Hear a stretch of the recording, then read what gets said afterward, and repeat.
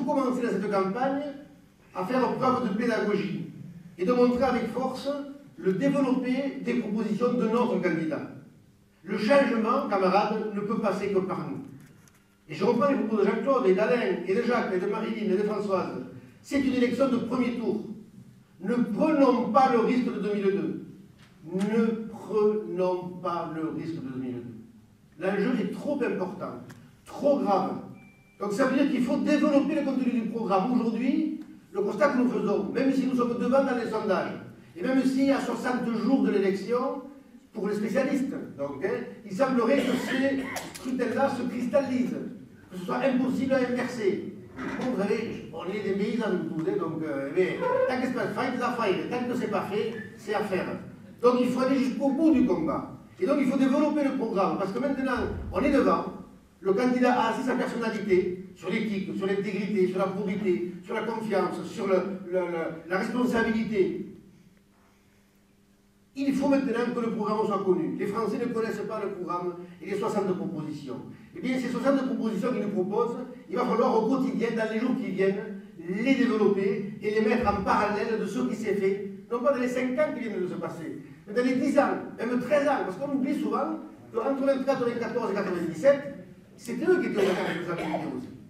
On a eu la période 97-2002, mais ça fait 10 et 3, 13. 13 ans de pouvoir. Et quand je vois qu'ils nous assènent sur les 35 heures, sur tout ce qu'on le mal, presque il reviendra à 36, donc le Fonds populaire, bon voilà, très bien.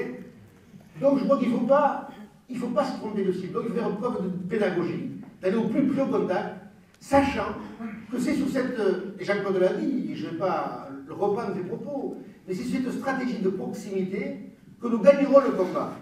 Et que François Hollande, notre candidat, qui est, comme Jean-Claude, très respectueux du parti et des militants, a fait le choix de s'appuyer ce coup-ci sans ambiguïté. Et d'ailleurs, c'est pour cette raison qu'il est arrivé à rassembler l'ensemble des socialistes. Et c'est tellement rare qu'il faut, je veux le souligner à nouveau, comme l'a fait Jean-Claude. Donc, il a décidé de s'appuyer sur l'ensemble du réseau militant.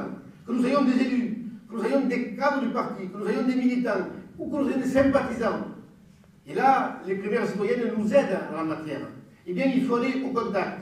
D'où l'objet de cette rencontre le mardi prochain qui est essentiel. On vous donnera toutes les clés, tous les outils pour aller au contact. Parce que oui, on en fait des porte-à-porte, ou on n'en fait pas. Il ne faut pas avoir de vergogne, il ne faut pas avoir de honte. Il faut aller au contact et présenter une à une nos mesures. Quelles sont nos mesures pour l'éducation? 60 000 postes, la révision de l'éducation, la recherche, l'université, la petite enfance. Quelles sont nos mesures en matière de jeunesse, qui est une grande priorité du programme de François Hollande. Les contrats, donc les contrats aidés, donc 150 000 postes proposés, donc les contrats de génération, qui aujourd'hui vont allier les problèmes du chômage des personnes âgées ou des aînés, donc, et les problèmes des plus jeunes. Donc, les choix qu'il va faire du point de vue de l'accompagnement aux entreprises. Qu'est-ce qu'il a fait Sarkozy pendant 5 ans? À aucun moment, il n'a servi ni l'agriculture, ni les PME, ni les TPE, ni les petites et moyennes entreprises, ni les très petites entreprises. Il a servi les siens, il a servi sa clientèle.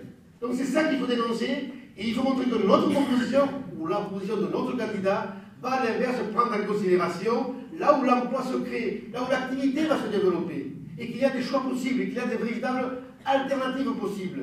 Oui, il pose une vision de la République différente que celle qu'a Sarkozy. Oui, il veut rééquilibrer le pouvoir entre l'exécutif et le législatif, et c'est bien normal qu'on en enfin à nos députés, à nos sénateurs, un véritable pouvoir législatif dans ce pays, parce que ce sont eux les représentants du peuple. Et qu'en face de ça, ils méprisent les corps intermédiaires. Mais qui c'est les corps intermédiaires? Mais c'est nous les élus, c'est les syndicats, c'est les associations, ce que vous représentez ici. Et donc pour d'un seul, ils balayaient les corps intermédiaires.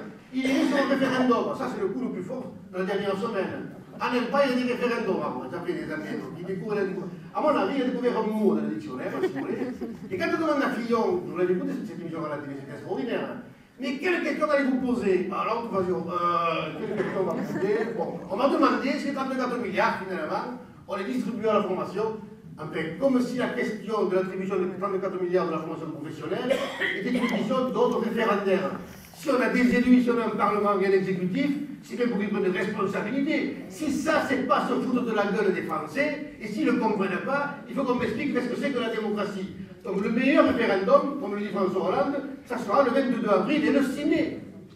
Et oui, qu'il faut équilibrer l'exécutif et le législatif. On est des vrais députés, des vrais sénateurs qui nous représentent, qui fassent des lois pour le bien-être de chacun d'entre nous, avec des rééquilibrages sur le social, sur l'économie, sur les richesses. Mais dans les 37 milliards qui se sont répartis, vous vous rendez compte de ce que c'est, 37 milliards? D'ailleurs, même ici, sur le canton, donc il n'en aurait pas assez. Bon, il faut qu'on en discute.